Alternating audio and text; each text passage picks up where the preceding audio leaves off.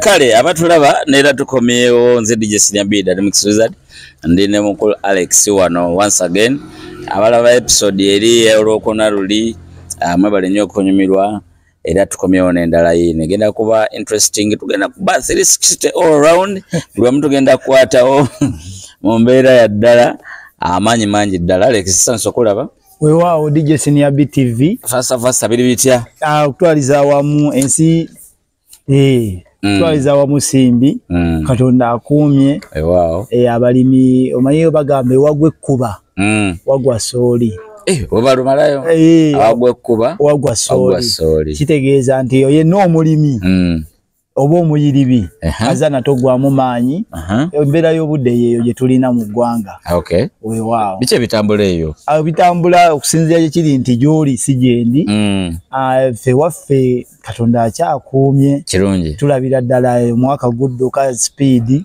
twagutandika January era nze January ngenda kukola kino kale kwegamba oba tonnaba kutuusa kikwatako kyoyagala fuba nnyo nga bw'osobola okulaba nti okyalina omukisa nate okulaba nga omalako omwaka n'ekirubirwa kyewayaayaana ewuwo simanyi bwe kiri waffe tulaba bya entertainment etuzunze etuze netuzeeri naye nga kyaddamu byonna era Mukama asigala atukuuma so embeera bwetyo bweri wiiki eriyo twayawukanira ebintu bingi ebibize bibeerawo kituufu sebo ebimu simanyi oba bimanyi okuba ebimu bibadde biraba ku internet ebimu nange mbadde mbiraba ebimu nga nange oluusi mbiraba ku internet naye ne binnewuunyisa so ebisinga obungi njagala kufuna ndowoozayo era naye obaako kyeweetaaga omumanyi osobola okuntegeezaako abantu ne tubanyonyolamu twasaba okwawukana ebimu ku bizze bibaawo Azawi yavaayo alina performances yaliko ezoono omukongo gwe baleeta Levis ya Levis yesebo ku Serena oyo n'avaayo na complaining n'agamba nti abasajja abamukolera abaali bakola ku sound gye performingirako tebasobola sound ya stage basobola ku designinga ndabika ya stage naye sound yabalema era mu bufu bwe yali ageza ku attackinga songs yali ageza ku attackinga Phenoni ya Steve Jean yali akoze ku event yeyo ndowooza eri abantu bangi bavudde ne bawa endowooza zaabwe ez'enjawulo okusinziira ku Azawi abamu bamulumba abamu bagamba songs emukozesa okulumba Phenoni endowooza eri ki okutwaliza awamu ekisookera ddala makurebo ya Swangz Avenue nkiwa si ye maintaininga era terina buvunaanyizibwa ku Google account z'abayimbi abali registered mu Swangz n'olwensonga eyo omuyimbi yenna waddembe okubaako opinion ye gy'aleeta wabanga waliwo ekimunyigiriza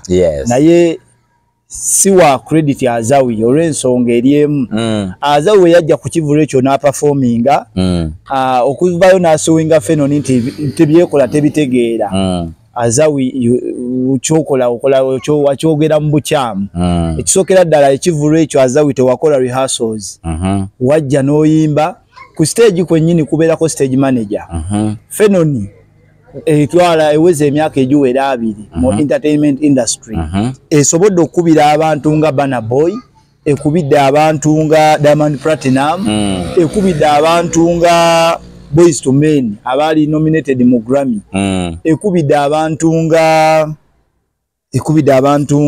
kale bangi kwegamba Franklin Swangz Avenue rather Phenoni bwe basobola okuproducinga music omulungi ku stage eri abayimbi we batyo Azawi please never come out and sue Phenoni for music olw'ensonga nti esobola ddala Phenoni entertainment industry egiruddemu era kyekola ekitegeera wabeerawo sound manager ku stage yandibadde agamba sound manager nti sound simuwulira kagusasanya backline backline emabega bafuba nnyo okulaba nti bamuwa kikyalina okola ki okuproducing eri abantu n'olwensonga eyo Azawi don't sue Phenon kulwa music kuba kye bakola bakitegeera. Okay. Nalirowooza nti maybe Azawi yali mutuufu naye ndowooza engeri gye yakireeta mu bubi.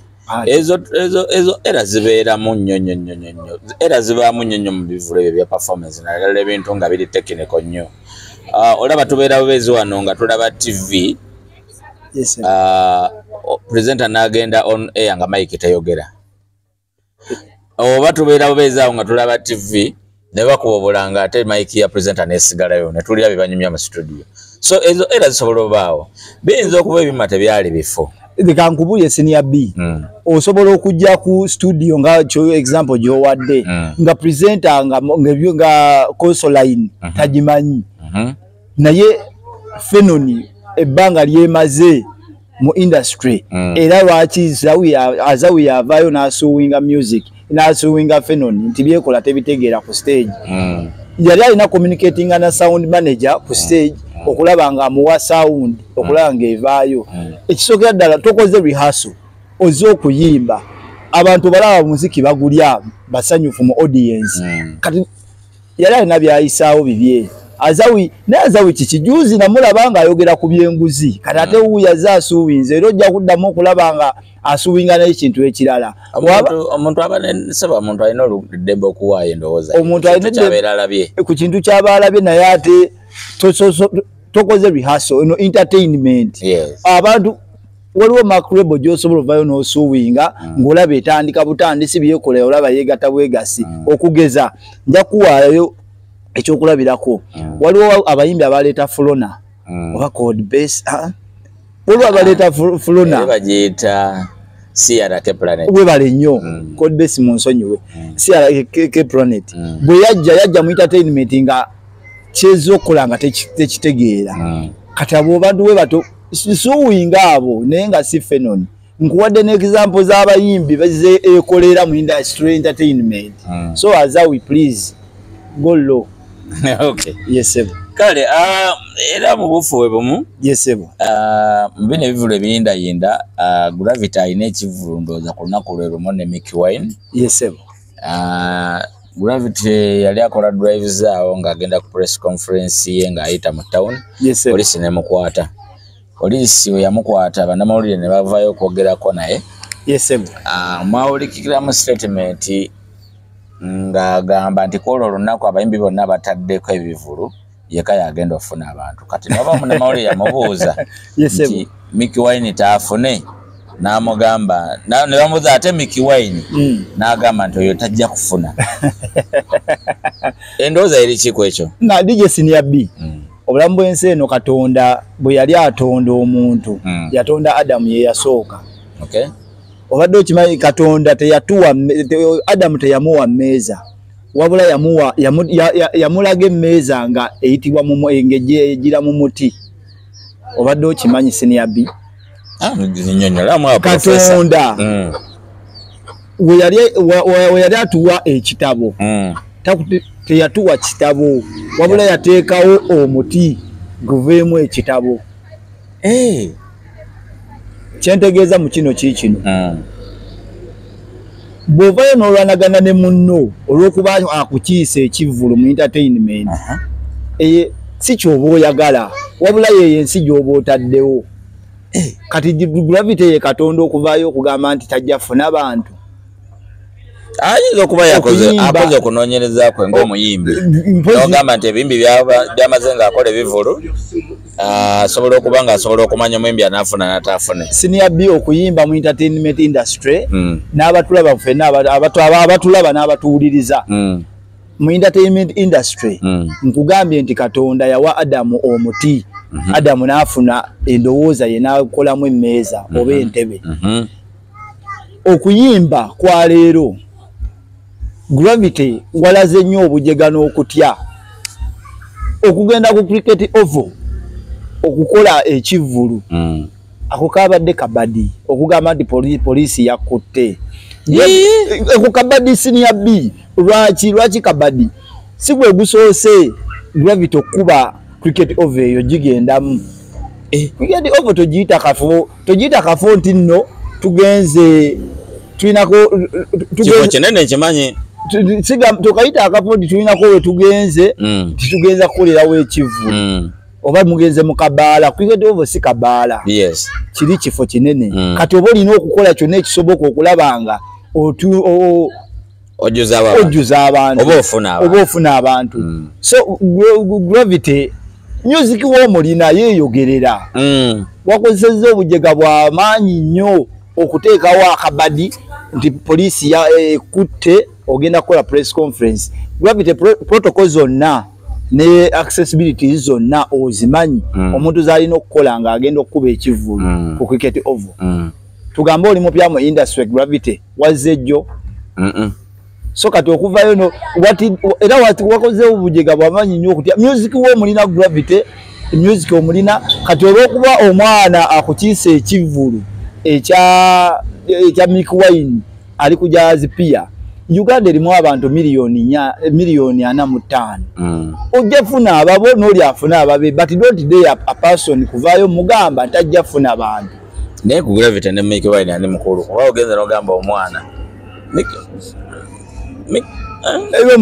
mu industry mu kuyimba Mick Wine okusinzira ku production ne music gwakuba ne gigs zafuna abamwana nnyo ku Gravity bwe tugenda mu industry olw'ensonga nti kati Gravity wotunuulya video zakola music gwalina Mick Wine talinaawo talina batuuka ku music Gravity gwakuba naye ate okusinziira kugambye Uganda erimu miliyoni 45 kitegeeza production ne music osobola okuyimba omwana alina collabo gye yaddamu Mick Wine ne Chozeni Becky bw'okwata oluyimba olwo n'okwata n'oluyimba oluyimba omwana wange alwagala nnyo olwa Mick Wine Sweet Namata webale nnyo.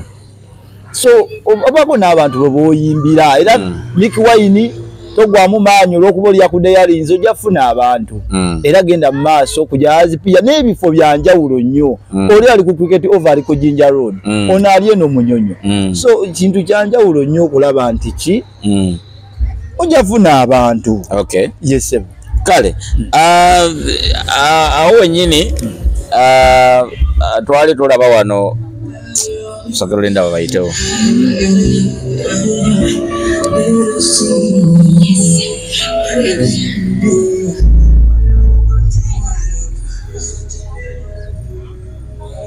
Nanya bala batugamba Rape alili Puzzle aganaga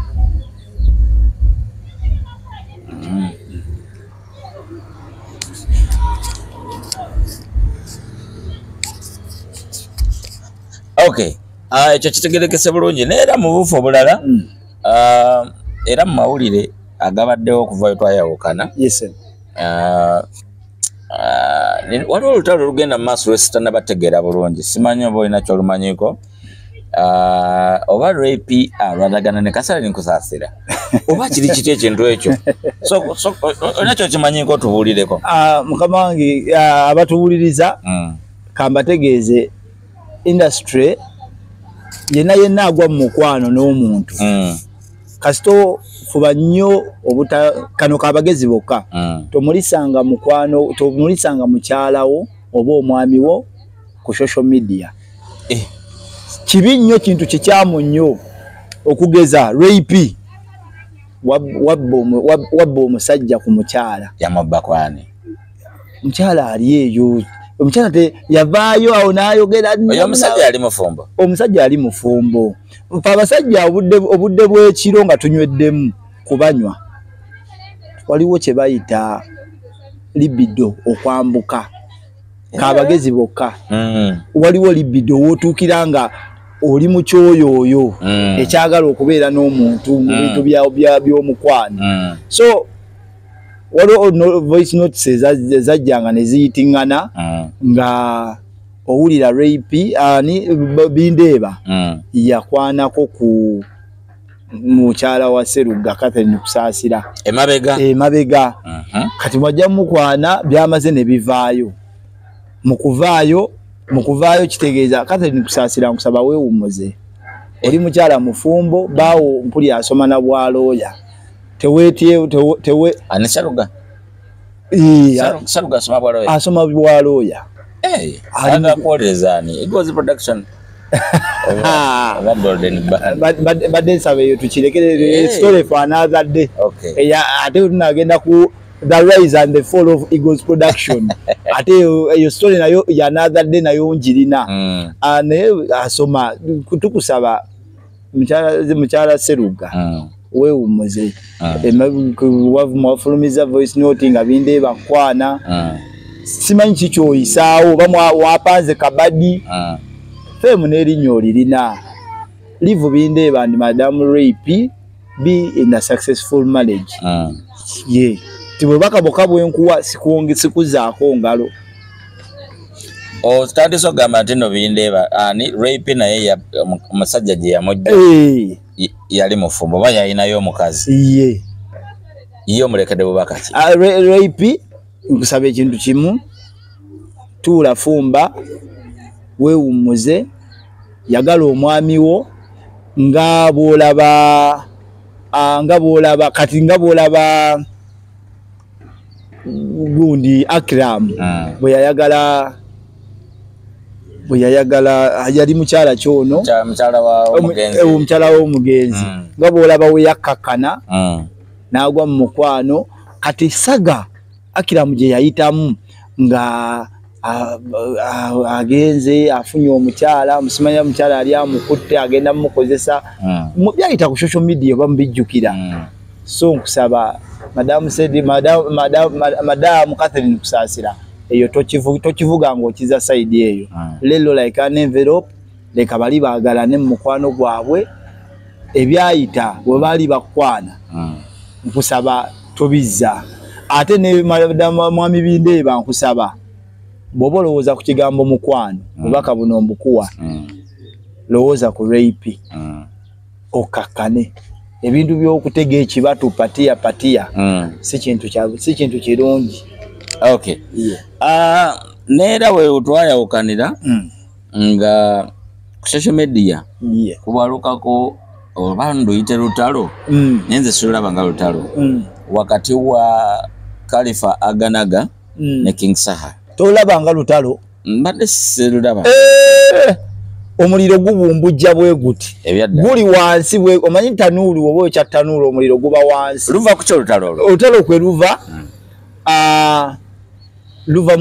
luva ku sente alwakuba ti Aganaga mu contract ya tubonga naawe ku ati yena gwalina bamusuula bbali teyafuna ku sente Aganaga kyata alondola sente za tubonga naawe nesawa abantu babeera n'akasajja ku mutima mu industry yamukuba ekikono era ojja kwekanga nga banne bennyini kuba Aganaga alina yali mu level zigenda kutubonga naawe tubonga naawe erimu babbedebeerere Aganaga okukakasa nti yali ku level egenda ku yatubonga naawe Aganaga wano mu lockdown wamuwulira waliwo ennyimba ze yafulumya nga Shiba tamuwadde gig mu luyimba nga tamuwadde teyamuwa gundi waliwo platform gy'ataamuwa Aganaga waliwo ennyimba ze yafulumya nga ffe abawuliriza tetuzimanyi nti Aganaga azinamu n'omukono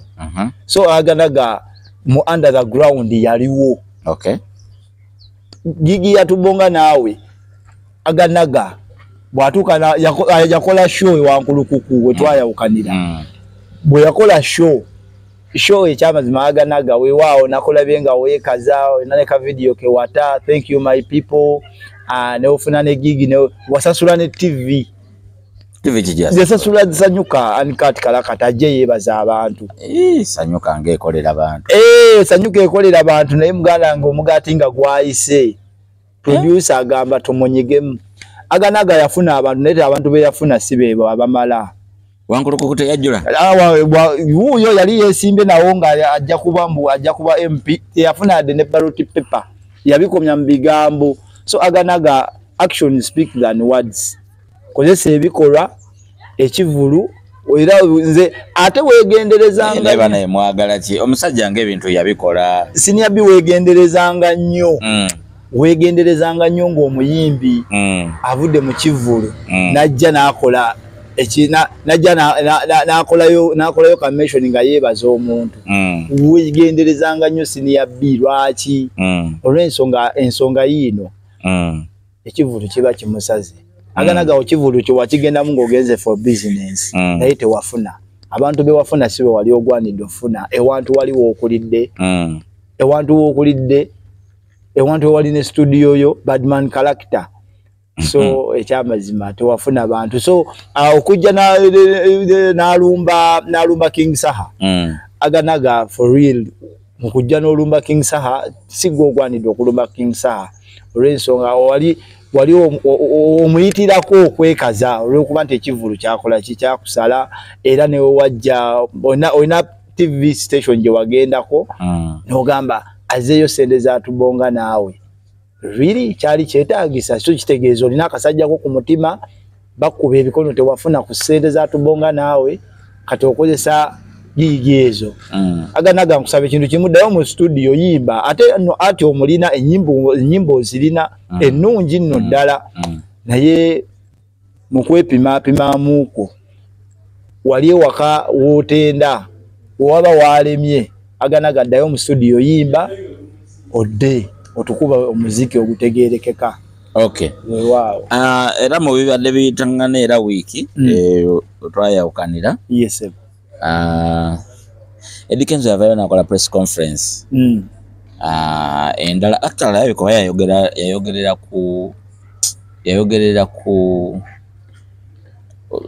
jam session yawe gye babeera nayo ey'olwokubiri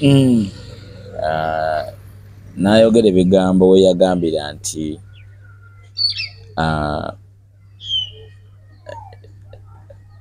kale yayatula mu lwatu nnyo ng'alaga nti Bobi Wine agezaako kuwuddisa abayimbi era abatya singa baba bali kimu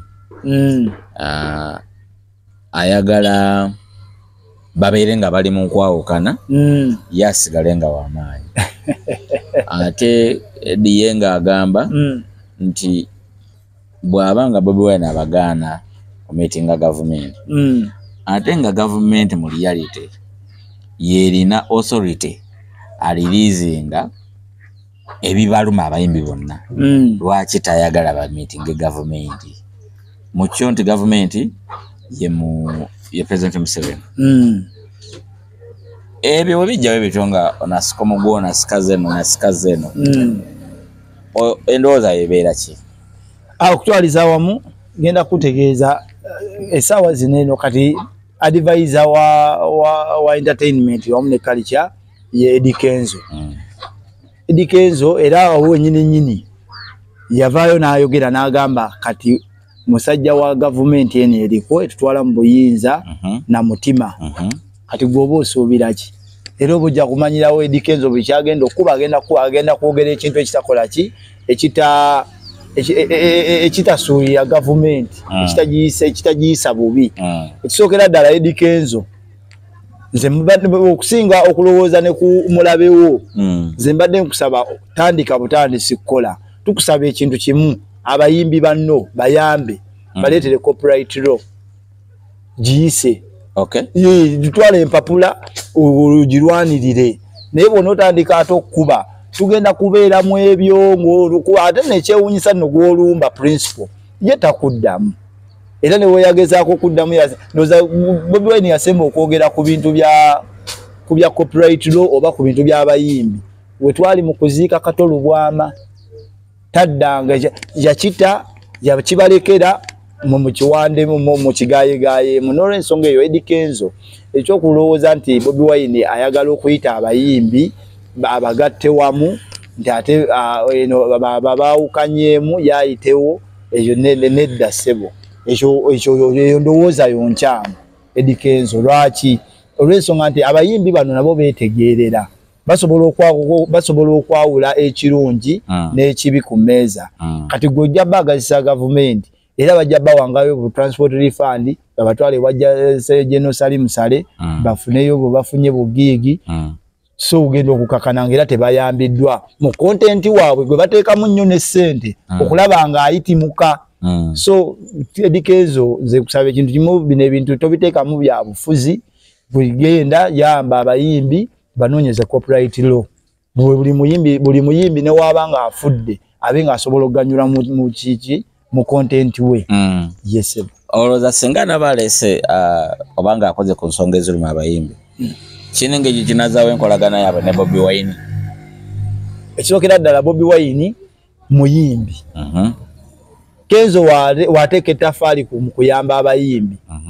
Ekyamazima Bobi Wine era bajja kuganyulwamu naye mu kuganyulwamu ekyokuddingana okusinziira Senior B nagamba nti sitaani talokokanga.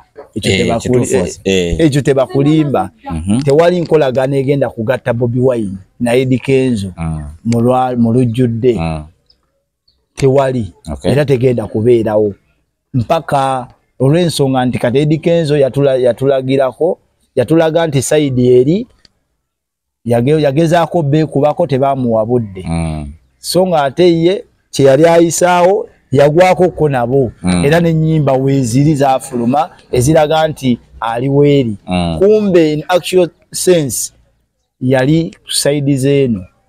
Okay. Neziza Bafana yalabiseeko. Yes, ngera naye mukambwe nnyo nga agezaako okwebuuza obuvunaanyizibwa bwe baawadde Edisa Musuza Kenzo. Yes, bunasobola okugonjoola ebizibu by'abayimbi era nga naye agamba nti Kenzo ayinza okuba bulemenga Bobi Wine nti olw'obutamuwa budde naye ate Kenzo naye y'omu ku abo abatawa abayimbi banne budde. Era Bafana nga y'omu ng'agamba nti yagezaako okwagala okunoonya Kenzo oyo n'amufunamukko ne babanga bagezaako okwogera naye nga ensonga tezikutuka. N'amufuna omulundi ogwokubiri naye nti byakoma mu kuba okubanga ate Kenzo yamala ate n'amitinga mukazi we Nyamutoro kati nga tasobola kudiscussinga matters of importance nga mukazi waali. Kati abayimbi singa batandika ovaayo we batyo kinalekawo Kenzo mu kifo kyalimu ekyo. Kenzo ekisookera ddala Kenzo ze musaba ekintu kimu nkyogedde yamba abayimbi bafunire copyright law. Kenzo ku nsonga ya Ziza Bafana ekyamazima omuntu yenna abeera busy kyetaagisa appointment. Tulage prove nti Kenzo wakola ki wamusabako ku appointment n'atakuddamu oba n'akuleka ku bluetick genda ku social media bitulage. Okusinga yagamba teyayita ku simu yamulombanga face to face ng'essimu tebikola n'amulomba face to face n'atamuwa budde. Ngamulomba face n'amuintroducingira n'ensonga nga naye bade njatogere ku nsonga ABCD oyamugamba kiri kitya ogwasooka mbu bagezaako okubanga babyogerako namugamba tujja kulaba badde nkyali bizemu. Ogwaddako yamuyita ne basisinkana naye bali tebanatandika kwogera omukyala najja awo ne babivaako. Ekyo ngenda kugamba Ziza Bafana alemerako kuba kati oli Kenzo kati gwomanyi si oli kati Kenzo gwomanyi presidential advisor mu entertainment and culture. So kati nkusaba ekintu kimu lemerako munoonye mukole appointment oguse ensonga yo tomanya oyinza okuyamba abayimbi netulabanga bakola ki ate agali awamu galuma ennyama so mwegatte. Okay. Weewaawo ebivulu bino ebijja bimerukawo kati okugeza ku lunaku lwe lumu okulya Sidiki Voko kuliko Mudra. Yes, bw'otunuulira Sidiki Vocals ayina obuwagizi bw'abayimbi banne abakkiriza music we. Ate oba oli abo abalina music ng'owuwe abalina audience y'abavubuka oba abaana abato. Mubo mulimu King Saha. Njogera kubanga mukolera ddala kwa Sidiki Vocals. Otudda ku Mudra alina abayimbi abasigadde naddala ba influences ba mu kuwandikira ennyimba oba bakola n'abakola boys. Era alina n'obuwagizi bwa Bobi Wine yamukolera drop Mudra. Ekino ekintu kirekawo abawagizi bwetudda ku side ya Acidic Vocals nga twagala ogerageranya omunene ayinza okwanganga Bobi Wine mu size naye namusikira abantu Acidic Vocals kyabazinga wa Busoga yamukolera post yamukolera post ku official Twitter account ye era post ebagipininga gyeri nga akunga abantu bagibawagira omutabani mwana wa Busoga ekyo kireka abawagizi okutwaliza awamu kati music we yatuuka music wa Uganda we yatuuka tebikyaliko nti gundi yategese kamulekera olunaku a music we yatuuka kati buli omwana onya twerageko music si bya bufuzi music message ogitunza otya eri abantu Acidic Vocals bw'omutunuulira alina abantu beba in fact olunaku olwennyini kuliko Acidic Vocal kuliko Mudra kuliko Nawiro Longomba naye yazze mwali mu ggwanga Nawiro yazze ku show ya Kamere nedda Awiro Longomba alina ekivulu era ajja namalira ku Serena awo alina wagero maliwa ku Serena naye mwali mu ggwanga atandikira ku Laston eyo so butunuulira Awiro Longomba alina youth coverage y'abantu be bagenda okufuna myaka 45 okwambuka kati butunuulira Acidic Vocal Acidic Vocal no aliko favor okusinzira ku bivulu ebisembyeyo twamulaba mu Memories of Good Life bwe yajja DJ we yasulayo mento ye bafani ate ne bayimba oluyimba lwe era teyayimba ne juzi wano wabaddewo Galaxy Connect ye mukono eyo bene ekivulu kye baategeka recently weekend eno ewedde era we yajja era walaba bafans bakasuka nga be bayimbe ennyimba ze so okusinziira ku bwabanga kyabazinga asobodde okuvaayo n'awagira omwana omusoga mwene nsaba bannayuganda mugende ku Get Ovo muwagira ate n'ekirala aliko omusajja aludde mu industry amanyi okubala ekivulu n'abagamba Abitex ye musajja yekka gwe tulina mu industry asobola okujjako enkofiira n'otamanya nti yeye kituufu tuli wana tumutegerera ku nkofiira ye kati Abitex ye musajja amanyi okubala ekivulu ekinaafuna n'ekinaasala so kigenda ekivulu ky'omusajja Acidic Vocal agenda funa abantu aba youth bajja kubaayo ne Mudra naye ba ghetto youth jukira Mudra wa ghetto youth atono ku press conference ye akulagira ddala mpisa abaana abasoga mwene etujja gamba nti asosodde mu mawanga nedda si bwe kiri naye olw'okuba nti ayagala okumulisa kando y'abaana abasoga mwene agenda ajja funa abantu bajja kujja bamuwagire ate ne Mudra naye mwana wa ghetto so wabanga Bobi Wine yavuddeyo namukolera drop Bobi Wine tasobola kuleka abaana ba ghetto talenti zaabwe zisaanewo nga waliwo omwana ayitimuse n'avaayo so Bobi Wine thank you Mudra naawe ku Zoe ground ojja kufuna abantu ba ghetto youth bajja kusalako bajje bakuwagire alale yes okay njagala tuddeko ku side endala yes oyo muyimbi mukongo yajja mu Uganda weta ya Levis yajja ekyalya neewuunya nnyo abawagizi bana Uganda kiki ddala ekituufu kiki baliko nalaba abaana abawala baayiika eyo omusajja oyo ayimba mu Lufalansa yesebo ng'abaana bamanyi ennyimba z'omusajja oyo ng'abaana bayayanira omusajja oyo abaana bawala baagwa nnyo vali okutuuka awo DJ Senior B wano mu Uganda omuntu alina ssente tafugika omuntu alina ssente tafugika mu Uganda ekitali nno bweru oba okuba nti obaffe balina Uganda oba tulina maalo kanku ekyokulabirako recently omwaka oguwedde waliwo sagayo y'akatambi akayita ku mitimbagano ng'omwana bakola ebikola by'okwegatta mu toilet. She was Nampeera. Nampeera sister wa DJ Roger. Obulungi ennyo. Era na wano ku Kivulu yali Nampeera ne oba balina group gang yaabwe. Baayika ku stage ne bajja ng'oyinza okulowooza balinga embwa eziri mu ggobe. Ne bakwatirira omusajja ne bakola ki era n'omusajja lwakuba nti kati abikuliddemu azze abiraba kati yalaba obujega n'amaalo g'abaana Bannayuganda abajja oba simanyi na kumanya abawala bagwa vadi. I'm sorry to say so, naye abawala mwagwa vadi. Mweddeko muddeyo mbasenga abamwe bababuulirire mwetereeze tube nga tusobola okufuna omugigi gw'abaana abawala abasobola okulaba nga tubalabako. Naye kyannaku nnyo Ekivulu boddayo n'otunuulira obutambi.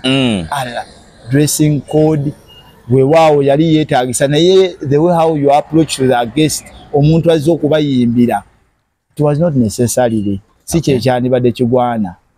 Yes ebo kale otherwise DJ Senior B ekiriwo ndi wano DJ Senior B ntandika okulaba nga tuli ku Dembe FM nga najjawo ku Dembe najjawoko nga siriwo tewaliiwo naye nga wali mukozi waayo waliyo nze nobukyanagenda ku Dembe. Yes njibaddeko paka wegaddewo ebyaddala njibaddeko paka wegaddewo kwegamba oze ku Dembe FM okuvira ddala eri Nakasero. Nakasero nali muwuliriza walimuwuliriza ate Nakasero natandika owuliriza kumpi ndowooza nga banatera ovaayo nze nali nyonyonyo muwuliriza wa KFM ali za luzungu natandikira ku East African Radio nga Bush Baby akyaliyo ng'akola Uganda Central eyo yakyalizanga Batibadiro nga mukubi wa simu n'atuwa information okuva e Kampala gundi yavumyani gundi yakyayani era nga Batibadiro yayitadde East African kituufu osegeera kati ennaku zino yeeyongerako akawawodi wayi KFM weyaggulawo nentandika owuliza KFM najagala nnyo simanyi lwaki naye nekanga njagadde ekyenjawulo ekiri KFM simanyi lwaki abantu information baba tebagimanyi. DJ Senior B obeera otya ku KFM ng'ate gwe kabaka w'ebinyaanyanya wano anti yenjawulo eriwo nti waliwo ekintu kyosobola okukola ng'okikola olw'okuba abantu bakyagala naye nga gwe si kintu kyo ebyaddala abatuwuliriza n'abatulaba ono omusajja gwendi naye ebinyanyanyanya byowulira mbu gikuba embalasi biki ono ye yasooka ebinyanyanyanya naye lwakuba ebyange byali kind of profession sigamba nti ababikuba tabikuba professional naye babijubisa nnyo ate nze ekyange kyali kale kangambe ekyange kyali corporate ng'emaalo ge tulina Bannayuganda tulina amaalo ekyange kyali corporate nga oluyimba kale ndwongeramu ekinyumo naye nga terwononeka nnyo kuva ku oligino. Ofuna otya idea y'ebinyanyanyanya ng'omuntu oyali awuliza KFM fe twawulizanga KFM nga bwe bakuba oluyimba katugeze olwaba UB40 oba olwa Westlife nga tuwulira bitubowa nga penga oba tokubye mwatusambagala nsanyuke ekyapulizanga KFM nekintu kyewonyesa nnyo. KFM ye muku radio zasooka sina kindi nga radio yasooka wano ku radio za Uganda okubeerako DJ ku weekend nga asikurachinga era KFM yaleetanga ba homeboys DJs okuva Kenya ne bakuba ku Saturday muganda wange ngendo ngetokotako KFM ku Saturday wanji kati nanga ino radio ebeerako ba DJ bana bakuba ebintu by'ebbaala kanjiwulirize bwento ntandika picking up kati ate ne mu weekly days nga kubeerako music bakubanga music na Uganda mutono naye surprisingly ennyimba za Mesach zayimbanga ku KFM ey'oluzungu ngali ali mugundu akale muyimbi wa bandi gwe nasookera ddala sina kindi yekka yayimbako ku KFM banga enyimba eziwera nga buli waleeta oluyimba nga lulungi luzanya KFM y'oluzungu ngali by then ngali mu back label ya Diamond Esembo obanga ali eno mu Eagles yajja wano yali mu Eagles production ngakoze studio ye ya DRC is it ye bali bagita Can Records Can Records yeah Can Records naye kati eyo mbadde saa kuzaayo kati ku Dembe FM nagenda ku 2014 nga mukona dance yali ekyali kona dance nga tena fuka Africa kona dance bali baagala DJ bali banoonya DJ ne bategeka empaka z'aba DJ DJs battle nga mucho nga baga DJ anasinga gwe bajja okuretaininga gwe bajja okusigaza abenga DJ wa sheyo kufuna bulungi so opportunity eyo yajja DJ Jackboy yasindika James Proper nankubira nangamba nanimbalimba nangamba aba DJ aba Kampala bangi nnyo abamaanyi jangu olina opportunity biki kuba gwe nkubayo ojja sobola bavuganya konze bana nga abashiru bonna mwe bali awe nawulira ekyo nengamba kati awo nfunye omukisa naye nagenda ogenda shiru teyalimu nga ye naye bambi ba DJ bangi balimu kuba twali ba DJ 14 oba n'okusingawo abankontestinga bonna ne mbasamuliza eri nga kuyisa muka mu kisero ate ekyanyamba nti oba oli awo wali baddewo abaali balina obuganzi okunsingamu akakadde naye nze nali wanjawulo nti ate nali nze nga n'okwogera njogera nga ndi informed industry njimanyi music mumanyi ani yaluyimba ddi baluyita batya nga info mulina then nga ne radio eyo nali njiwuliddeko akabanga kati nga oli wabuuza ekintu ekiriko nga nsobola okumunnyonnyola kati ate banna abalala badijje kye bataalina kati awo wonna basoloberamu ate nga ndi nkuba nze nali ngasi onnyonnyola yo gasiya ne bansigaza naye twali abagenda ku final twali basatu nze DJ Katsi kati ye Najibu Katsi wa Effects Media badde ndowooza katamba ne Silk Stewart gwe twayitako kati nze nemba kulembera Stewart nakwata kyakubiri Katsi nakwata kyakusatu kati we twajja ne bagamba nentandika okukuba nandowooza kiwedde natandika okuba ne batandika ati nga bagamba mbu asokawo mulemuko ne banne bali abakwata ekyokubiri n'ekyokusatu bajje bakubengamuko kati ebikona awo bitandika 14 oyo yalimu on and off actually nempulira mu kkono obusungu era James Proper mwennyini oyo nankubira naŋŋamba nkimanyi oyinza okuba otudde nnyo ng'ogamba twakusuula naye teweeraliikirira ki ojja kudda naye in the meantime suubi nayo netandika mu bato yeemu process yeemu nga nabo banoonya DJ anakola mu show ya Saturday kati ate eri waliyo present nga baagala muntu wakubiri naye nga DJ oyantemyako neŋŋenda kati ate ebyali eyo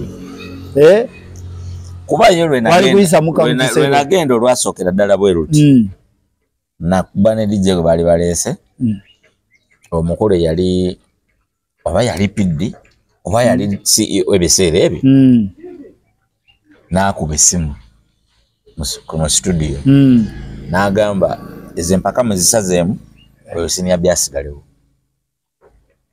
wanji bonna abeewandisa tewali ajja musobola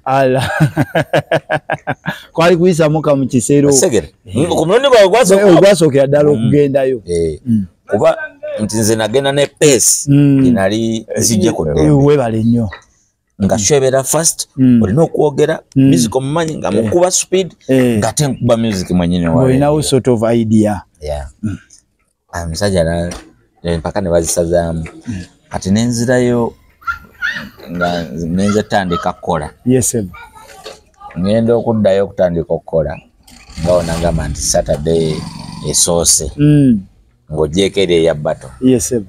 Bagamba kati Saturday jjaja ng'okole officially. Yes sebo. Nasanga DJ Nick wali mu studio. Kwoloweze mpaka gundi Dictator Maka yali mu show. Dictator Maka. Aba yabomba. Yali yabomba liwe.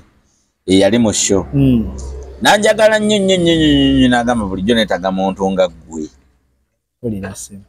Kati wenaddayo Saturday gye nalina otandika nga DJ Nick mwali mu studio atudde. Kati Dictator Maka yali tanatuuka ne mukubira nangamba nzija lwerawo nzija.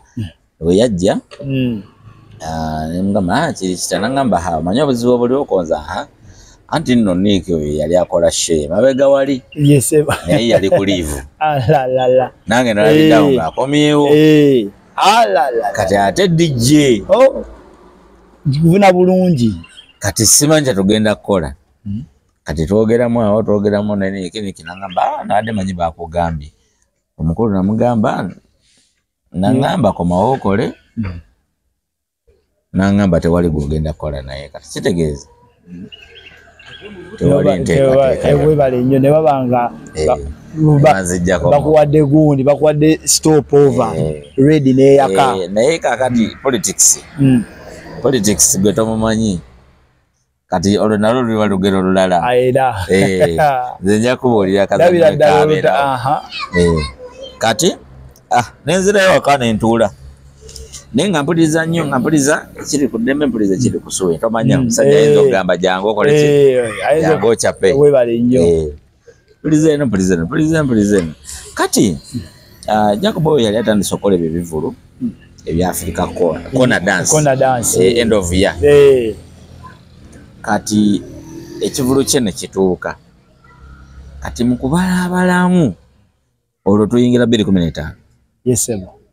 Mu kubalaabalamu nga DJ ayinza mukubira ku kivulu wali mulala nze. Pulira sebo. Kati mu kwagala okungamba nti banzijjukire bali mu kuteesa eyo gye baatuula mu kakiiko kaabwe ne bamugamba naye omusajja tojja mukubira simu ajje ku kivulu nga mwamujja ku mpewo. Webale nnyo era wembadde nzijaawo wennyini. Omusajja bubu ne bulayo emyezi 2 mumuyita akomewo ku mpewo. Ate naye buli wabeerawo n'awa balooja baliwa. Abo nga baana bato kati nabakuba wano mu competition bali bazungira mabaala. Kati webampita nagamba waye jangu ddemu tukole. Nengenda era twakolayo weeks 3 kisho netuuka netugenda netugikola emityana. Yali mityana Corner Dance. Yasookera ddala ya Jacob. Yalinga yakusatu. Yalinga yakusatu. Yaliko radio. Yesho radio kadi yayimbiddeko Jacob. Radio ne wizo. Kati tuvaayo eyo nga tudda. Kati makati awo mu politics bagalo kikuzizika. Naye nga kati nze nalina favor nti abawuliriza baali bakwatagana nange. Osegeera nga bambinze nga newesiriiwo olwesitakoze bawuliriza bakuba amasimu ne bammanja. Ekintu ekyo no kyalumanga nnyo Jacob ng'alowooza mbu nze nsindika abantu bamuyekere mpaka nakati bwekiri mu industry mu media. Kumbe bambinze n'abawuliriza baalina baabwe tebaali bange era nali sibamanyi. Kuba jjukira nze ngenda ku Dembe FM eyo nga kuliko zifaananzikiraabo nga bajja kubawo be bazikulira. Osegeera nga nze siziriimu simanyira bantu baabwe nga ye muntu akuba na simu namuyita nalinnya. Ng'ojja buzi ku radio okola kyotegeddwa kukola n'otambula n'ova. Yawulira nga bali bakuba amasimu bammanja. Baali tebamanya nti tuteesezza kuba nali sibamanyi. Naye baali bamanja because nali kye nalina nkola. Kyali kibanyumira. Ye feva eyo. Kati we bammanja ne bammanja. Kati abasajja ne basalawo bakole ki? bansigazeewo bansigazeewo kade nakutandika ng'okujja buli Saturday ekikono ne kiddamu awo kati nga ebyabawuliriza biwedde ne kiddamu awo bakulwanisa bagamba mbu nkuba nnyo bapkamingi nga balowooza olina kyoja mu byo gw'ofuna okujja bulungi nnyo nkati webagiraawo banyimirizaayo weeks 2 olwo kati Jacobo mwenyini yankubira naŋŋamba jangu awo nga tuli mu 2016 naŋŋamba jangu era nayitawo abakulu abaali omu kakadde n'abagala bannaye temuddamu kunkyusiza DJ njagala akola n'ono n'asalawo yasalawo kyava wala naye yasalawo so kuva 2016 kuba wateekamu obugumiikiriza ate n'ekirala wajjanga ku mutimba wajjanga ku radio ng'okola kitegeddwa kukola n'otamba nga kyonna kye bateesa exactly nze nzikiriza era ne music omubi gwe nakubanga teyalinga mubi ku lwange yabanga selection ya radio olumaa abantu abawuliriza abagambanga nebyo bye tukubidde tutubitegedde bati tusuubira disco yaffe eri yapate mti munaye pesi omanye natukanzaawo ku ddembe ne baŋŋaana n'okuba remix ezo ebyaddala anyumiza gwakoowa baziŋŋaana nga producer yakugamba nti kati olina kukwata tokuba remix ekyo kyakyo era waliwoko ka time Jacobo yakikozesa nga ekyokujeregereza ng'agamba nti mbuze nkuba pakopako n'agenda akinyumiza ba DJ Nimo kati ne batandika baleetako ne DJ Nimo oyo waliwo olumwe mwaleeta bato by then Spice Dano baera n'oluyimba lwa bimpe na bino kati nga waliwo n'oluyimba olwali lwali trendinga ebiseera ebyo nga tugenda mu gundi twali tugenda mu show ya Titus Riley ekyamazima wajja wakuba music nga yena tategeerekeka kumbe walinga ku pesia nabanga ku pesia radio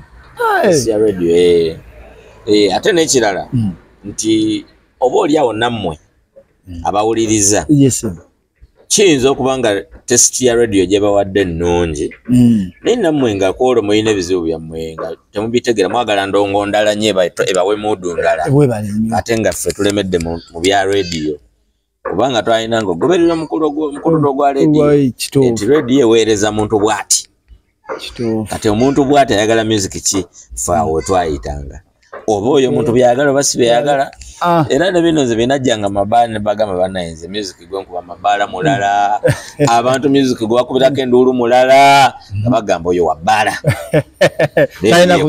kuba kino osegeera kati nze ng'abantu bansanga ne bagamba mwana music gwe tugwa okuba nga tuzze mu bbaala lwakisigwa okuba ku radio osegeera kati era n'abangi abayagalanga music oyo w'oku radio nga bwenzija mu bbaala bagamba oli music gw'okuba ku radio lwakisigwa otukubira wano mu bbaala kati ng'ate biba byanjawulo sogenze mu bbaala corporate nkufuna bulungi tasobola kujjayo bandi abeera ku ddembe kituufu osegeera ate oluusi ogenze mu bbaala nga ya VIP nga tusobola kujjayo ate music wa VIP omuleete ku Ddembe FM ya muntu wa wansi ow'Oluganda kuba tulinako FM y'Oluzungu so bwentyo bwe mbaddewo mpola mpola ekintu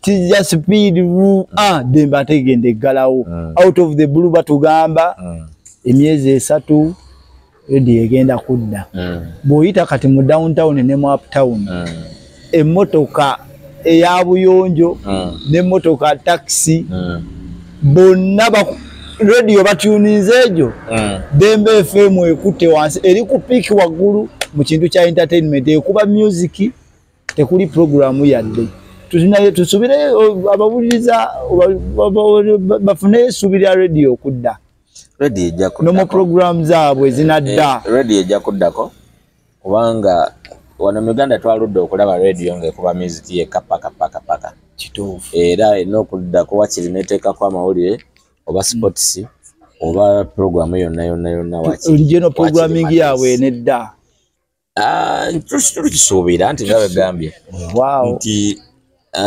twaludde okulaba radio wano ng'erwaningira ku music yekka kituufu ate engeri emu yokka gy'oyinza okugeneratingamu twaludde naye tukirabyeko sente anti kati ogambye nti bakuba music kitegeeza music mungi okusinga obulango ate oli obulango bwalinga bungi nga n'abawuliza bakomplaininga osegeera naye ddembe tegwako obulango buli kadde baba bakakola akayima kamu obulango osegeera kakati buuyo music mungi ate mugamba ne radio etakuba ku bulango osegeera bannayuganda kye baagala kikusobera revenue radio zonna zikola ssente mu bulango yesebo kati oba tolina wawojja bulango tegeeza tolina wawojja ssente but abagagga ndowooza balina enteekateeka ezaabwe ze baliko naye abantu abasinga ekibuzo kyebasinga okumbuza lwaki ddembe yaggalawo ddembe yaggalawo kubanga kyali kiseera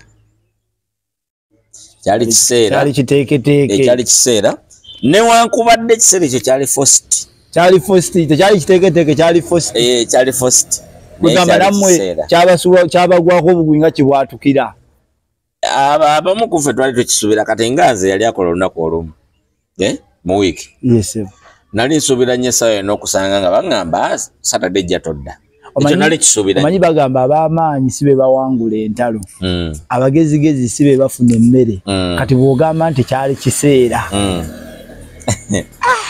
kyali kiseera naye kiforcing omanyi ng'omuntu wonagamba nti omuntu kano kabagezi mukka afunye wanowooza ofunye atafunyira tojja kufunira ddala nga wenagamba nti omuntu ali kutasule takeese ate gwe noova eri n'omunyigisa piro nti bannange afa aveewo omusajja abonyebonye n'obulwadde oba fe atutamye atulwaliridde nnyo afa aveewo oba n'omusamu omuguwa naye nga badde bagamba ali kutasule takole ki takeese ng'essaawa yonna newootandi mutuza wadde ajja kola ki wadde ajja kufa otegera ati ddembe we yali waawo yatuuka time abasajja ne bagamba mulwadde ono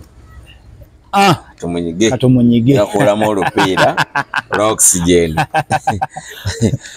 awuliriza kitwale nti nno okutta eccupa ya soda mulimu akaseke kati eno bw'oba osika otwalira ddala naye kati wali kaseke nyigawokko eno waggulu kyabadde ategeeza naye ebintu bingi nyo ebyali ku Ddembe FM eyo olaba ewaka nze nakulira mu bazadde bakkiriza abakristaayo abakatuliki abakristaayo balala mbazaza abakatuliki kati watuufu wagoya kati kankutangaze mu bulungi era kino nawe bangi bazze bakibuuza nze nga bakanzaala wetwali tubeera wali tewaliwo kyaki abakatuliki ku kyalo ku kitundu mu Gombolola Ndamba nga wajjuddewo baprotestant era kyaki za protestant zaalimu bbiri ezituliraanye naye nga engamba ezituliraanye olaba nga wano we tuli ng'otambula kilomita 7 okuva wano okugenda wali kyaki ate nga bigere naye ekereziya abanga y'abaprotestant mu sayidi eno ne mu sayidi eno mu kilomita 7 kati ng'ate wali y'abakatuliki otambula kilomita 2 mwezi ogituukako kati we banzaaliranga abaana babatiza bato ne baŋŋamba otunaamutwalira eri omutwale wano wamuprotestant bamubatize era nze bamutwala wamuprotestant nga bamubatiza nga baŋŋamba bonaaba okuze ojja kugenda osaba eki bakatuliki oba gy'olina gy'ogwa jagenda osaba mu bakatuliki bino bitukola bino tutte ku ssomero otandise osoma basomera kutwala mu gabakatuliki nga tukulaawo tuliye mu ddiini yabakatuliki zino nasomako n'omuzigi nze nentikirwa nensisibwako n'omukono zonna wazimalayo nensisibwako omukono bulungi baali no baagala nakuntwala mu kigo ebyaddala ne confirmation wamala baali baagala kuntwala mu kigo nze gwe nkugamba nze naye balina ebisanyizo bye basaba abazadde nga tebabirina nebandeka DJ Senior B orecitinga sapule yonna n'ogimalayo nkuze ate bwe nakula fenna tubeera mu kuyagayaga nga tunoonya Katonda tuba tulowooza Katonda ajja bimala so essuubi eryo libeera litutambuza nga litudda balamusiza basebo ye sebo liba lituzunza mu madiini ag'enjawulo bwe neetegeerera nengenda ba Seventh Day aba Adventist nayo nensoma era nayo ne bambatiza kyenayagala mba Seventh Day bayinza okuba ebisinga bibalemerera naye basomesa omwana avubuka mu ddiini aba Seventh Day ekyo tewali ddiini ekibasinga ne bamukomba mudaali basomesa omwana avubuka n'ovubukira nga oli mu kumanya okw'eddiini ze camp meetings zetraba bakola exactly wano bw'oba okola ekintu ekyakabi kati era olaba amadiini agasinga gavayo ne gagamba bwezo camp meeting ezo simanya ate zibeera mu bisiyaga ate zibeera mu biki osegera gana madiini amagalagi gabakuba nga balaba ekintu kye baliko kinene nnyo osegera naye nasomerayoko era nembatizibwa nga mukutegeera kwange mukusalawo kwange nga si byabazadde era nengendako mukulokoka onoonyawo ku Mukama gamba nkitwala gambye bw'oba oyagayaga ng'embeera mbi essuubi oba olirina mu Mukama oba lwaki kati oba omunoonya buli waali oba lwaki buli we bagamba nti Katonda ali wano ng'odduka misinde oba lwaki Senior B kankuli ekimuli omuntu wabeera mu kizibu anoonya nnyo Mukama n'ayaayaana n'asaba naye bw'amala okuvuunuka ekizibu tadda bw'ambeera yansi kiba kiseera kiki olumu kakati kibeera bwe kiti abantu abo tebagenderera nti n'obutadda olumu agenda n'ayaayaana n'anoonya nnyo ng'asaba Mukama olw'ekiruubirirwa ky'aba ayagala n'atuuka n'agivinga up naye mmwe muba temumanyi nti agivinze up mugamba naye omuntu oyo asabye Mukama yandimujjukidde bw'amujjukira ye aba agamba ate kati Mukama namala muvaako ate nenfuna kino naye ate mwe muba mugamba Mukama yayamba omuntu oyo bannange yasaba okitegeera nkitegedde bulungi kati kyekyo kibeerawo nti mwe mulaba taddayo ye omutima guba gwalemererwa ddanga alaba Mukama teyamuyamba mu kiseera kyeyasaba ennyo ate alaba bivuddeko ate ayambiddwa okugeza omuntu teyatondebwa kugoba nsimbi wabula omuntu yatondebwa okulaba nga ateekawo omulimu okulaba nga ensimbi zimusanga fedda we twali tusoma baatugamba musome nnyo mufune diguri omunaafuna diguri mujja funa ebirungi ebyo ebiri mu nsi naye kati DJ Senior B osanga omwana nga asomye diguri yagirina naye nga yagikwata n'agizingako najja ku street atobe exactly example yenyini gy'obadde owa exactly so wekyo bwekiri kati lwaki ndessa eddiini nti ku Dembe FM okwo nze nabeerako naye nalaba ebintu ebyewuunyisa abantu baali ku Dembe FM okwo nga balina ezikiriza zaabwe ez'enjawulo amadiini buli we gasukka amaanyi mu kifo ekimu gatuuka ne galwanagana amadiini we galwanaganira mu okay kankozesa amadiini we galwanaganira mu owakyakulabirako oba oyatutegeeza nti ku Dembe FM wabeerangawo abaga tugenze mu lankyawa waliwo abaga nti lunaku lwa Juma oba tiwakyakulabirako nkubuulira amazima amadiini gali mangi ku Dembe FM mulimu n'eddiini y'obusamize nayo balina enzikiriza yaabwe nze gambye amadiini gali mangi ku Dembe FM abawuliriza ati betukolera mufunze kubanga noono agenda okusaba Mukama Katonda naye mu biseera bimu naye asobola kubanga mulogo naye ng'alogesa Katonda ekituufu kati amalogo gayitirira ku Dembe ndoza lulimi lwasootegeera nkufunye bulungi tukolera abantu zengaze ekitegeera naye omuntu agenda okulaba DJ Senior B TV amalogo tusaba atambule n'okumanya amalogo gayitirira ku Dembe FM ne gatuuka ne galwanagana kati bigalwanagana mugenda okulaba nga bannyini kampani bagenda okulaba nga kampani tekyakola jukira ate bo baba tebamanyi nti Malogo kankuwa ekyokulabirako waliwo omukwano gwange ali eyo Mbaale rediyo eri Mbaale eyo katono nkulidde mu kivu omanyi nti yayingirako mu studio enebweru akoze bulungi prep ng'ayogera bulungi ng'eddoboozi livaayo naye lwatuuka ku studio atuuka ku muzindaalo nga bw'ogamba kyenda kawumuzannya Dembe FM ng'eddoboozi nga takyayogera nga takyewulira naye olwafuluma oluggi waali n'afuluma studio ate eddoboozi neridda so Malogo mangi gaali mangi nnyo nga buli omu asikaza wuwe oba okitegeera buli omu asika ayagala kufuba wakabi buli omu asika ayagala tutumu buli omu asika ayagala buganzi buli omu asika ayagala kusinga ne bava mukolera abantu osegeera nga baagala kwebeeza ne bava ku mulamwa gwa rediyo okulaba nti etumuka kati omukulu buli waalaba nga alina kyatategeera nyini kampani agamba bugambye nti bana abantu soke tubayimiriza ng'alaba minzaani ya expenditure esinga ku profits ate kyali ku level nga abanene bangi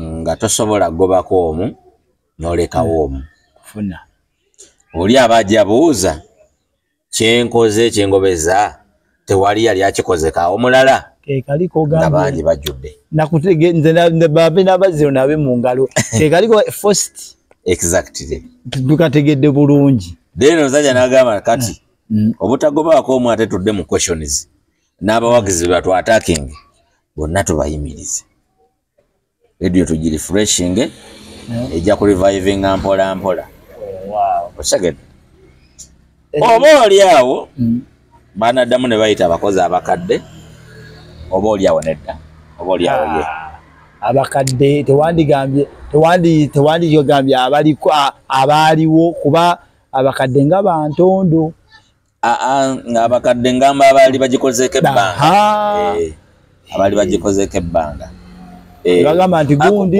kwaliko n'abaali bakozeeko ebbanga ne nga baana bato kati zo omukubo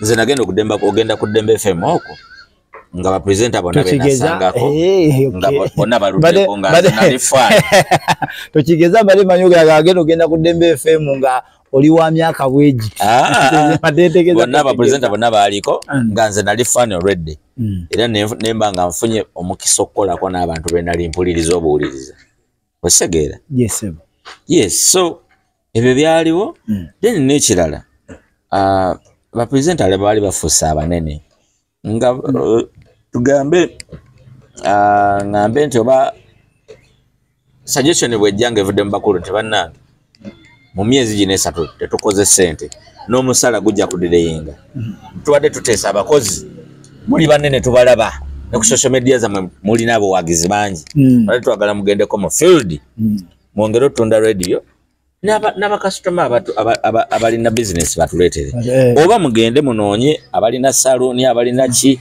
baleete balange naffe oba muwe mutuukayo ku gulawundi omuntu asikirizibwa ogamba nti olaba gundi azze wano kangende nange ne rediyo ye bapresenta nga bonna banene nga teri kutwala mufunoonya bulamu kituufu ate nga tewali ssente kubanga oli waafuuka omunene atandika okugamba munyongeza omusala temulaba osegeera naye nga ate ssente tewali omugaga n'agamba bano bwengoba ono oli ajja kola bwati bwengoba ono ajja kola bonna bagende ne ssente tewali nabagende anti omuntu ng'abadde alina ssente bwakugoba asooka kuwa ssente z'okoledde kituufu kati badde okimanyi abakozi ba Dembe bonna abasinga babasasula mpola mpola nga bamaze bagoba nti nze nali nkoze ennaku 25 bazibalabalamu obadde okolera mwezi basooka basasula babasasula mpola mpola tewali ssente walaize mbadde mmanyi nti bwotufulumiza lirizi bwoti nti nno meeting buli afuluma meeting ono envelope ye babagamba tujja kubakubira amasimu ate nno omukulu bwe yajja waliwo n'abali ku mpewo ne basooka babayita bwenna musoke mujje soko tuteekeyo miziki jangu kakati ate tubadde tugamba tufunyemu okutataganyizibwamuko sooka tuddeyo keeka katono tugenda kwogerezeganya mujja funa emails kakati email bwejja ekugamba we are stopped temporarily naye accent ko badde obukoledde tugenda kakuwa aba balina contract zaabwe nga baba definingira sibabanje okusinzira contract kizogera balina contract mbadde manyi bonna abakozi ba Dembe FM bonna balinga ku contract ne radio endala sibwe kiri mu media bajja kukubba badde manyi nti omuntu bajja kusanga nno omukozi omufera akubbe si buli mukozi wa Dembe nti yalina contract tukole abali ku DJ Senior TV muwulira si buli ku Dembe FM no wali abakozi ba mirundi ng'esatu kamba bikutemeretemere wangi mwalimu omukozi tatoyogera manya kulwana n'abantu mwalimu omukozi ng'alina contract ng'omukozi ali permanent ne mubamu omukozi nga ali ku kicuba wangi oba betwayendeyise ba freelancer posing ne kuma radio amala bwe kiri ne kuma TV oba kiri kyali ku Dembe FM Dembe no current yo yali esasula ngenda ne ko kasente kesasula abo benkonyumiza kati waliyo radio zitaweerako ddala abakozi mu saala yadde ebyaddala kati wano mu Uganda waliwo radio nene ya maanyi naye abakozi tebabwa mu saala ebagamba bweti program gyofunye ogiraba leeta obulango bw'oleeta tusalira wakati gwe musaala gwo bw'otaleeta bulango ngakolera bwereere abakozi ne balyoka bafukumula wali mention ku mention ati buli omu ayiri wakati kalimuke mention ku mention ne batumira salo ne batumira ne driver wa taxi nga yabawaddeyo ebiri anti omutwalo gugenda kampani omutwalo gugwo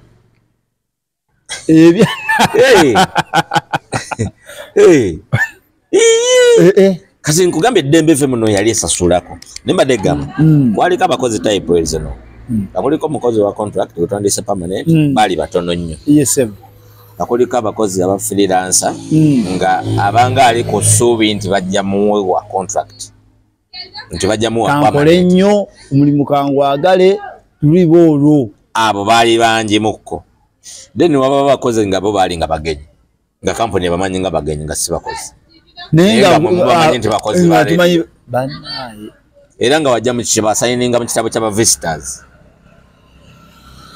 buli lwazze nenga fe tumanyi nti mukozi ate ne kyewunyisa abo baali bangi nnyo naye ate nga ate abaoli abo bebamu kubasinga owulirwa ate oba oli awo nga be basinga ofata ate oba oli awo abamu ku abo be bamu ku baali bafuna ku sente ate zisanyusa lwaki nti ate bo Dembe yali abagulirawo omukisa nga bw'otwalayo client n'abawa business n'aleeta business mu company ofunako commission kati abaana baayiribanga kati njaga kuwa ekyokulabirako nti okugeza nti singa gwe Alex ng'okola ku Dembe FM n'oleeta Happy Life Bar and Lounge n'eranga ne Dembe FM sente zeewaddeyo tugambe we begenda langa emyezi 6 ne bawaayo milioni 18 osobola okuba nga olinako milioni 4 naye akasente ako bw'okakwata nga kawamu kasobola okyusa obulamu bwo osobola n'ogulayo akamotoka akafufufu kati ffe abakulaba tuga omusajja yaguze emmotoka akola ku rediyo kati ng'olina ba Happy Life bo nga 6 abalanga ne Dembe gaguwa baleeta nkufuna bulungi okitegedde okitegedde bulungi chokanga wano signinga mu Vistas book oli mugenyi obeera mugenyi okitegera era nga gwe tolina buzibu kati abo baali bangi nnyo bwebaka kibowaayo journalist ajja awulira nga ayagala okugenda mu studio awereze omukisa gw'embwa teguyisa mbuzi malagala ate kya bulijjo buli omu n'omukisa gwe. Kituufu. Nze bwe nasanga obuzibu g'osobola oyitawo kaseerezi. Kituufu. Oli we yasanga obuzibu nze osobola osangawo obwangu. Wotafuna sente zosobola ozifunawo. Kituufu. Kaakati gwe tobeereeyo ne weetuulako n'ogamba siniya byate yatuwadde bwino n'atutiisa sirina gwe ntisiza. Nze mbabuulidde experience yange ku kiki nalaba ekyali ku ddembe. Okitegeera? Yamaani. So tebaggalangawo kosi za kusoma amawulire era emirimu tegiggwangawo. Leediyo empya zigenda okugulawo nnyingi nnyo n'enkadde zikyayagala abakozi. Kituufu. Yes. Ate ekirungi bwe kijja bwe kityo. By the way, ne internet yeno yazze. Tuli wano eno bino nali sisobola byogera ku radio ku mpewo. Kubanga eri kampani yange. Kituufu. Naye ate nange eno kampani yange. Office yange. Ndi ku kampani ya muntu YouTube kampani ya muntu. Naye nina office yange. Kituufu. Nti neetwala. Osegere. Yes. Naawe nga tonaba kugenda ku office ku kampani ya muntu. Wandibadde okola office yo. Etaakumenyenga.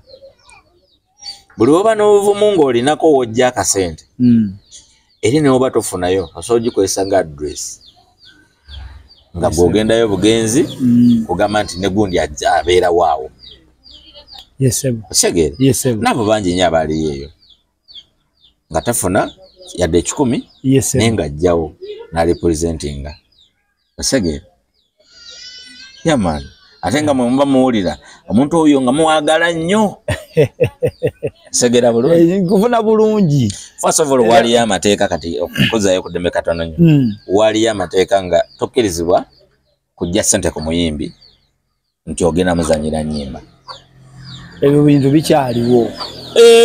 Anyumiza gwako. Badde manyi nti omuyimbi bw'aleetwa content we oluyimba ne luyingira mu radio.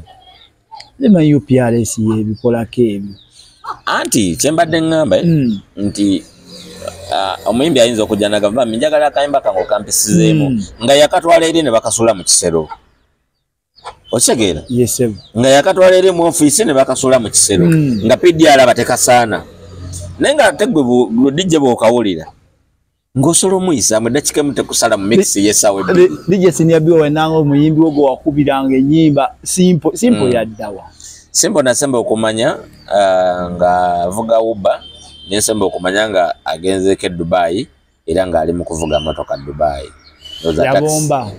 Naye n'amala n'akomawokko Simple n'addamu oba n'afuna management. Wapikanga olunyimba za Simple. Simple yali mwana wa Ntebe. Nayagala nnyo okupushingako talent y'Entebe. Nayagala nnyo. Kituufu. Nayagala nnyo okupushingako. Era okyagirina olina Jam Factory tugiwulira. Lwakuba ate ngezaako bajja mu kyokuba nti ba Ntebe.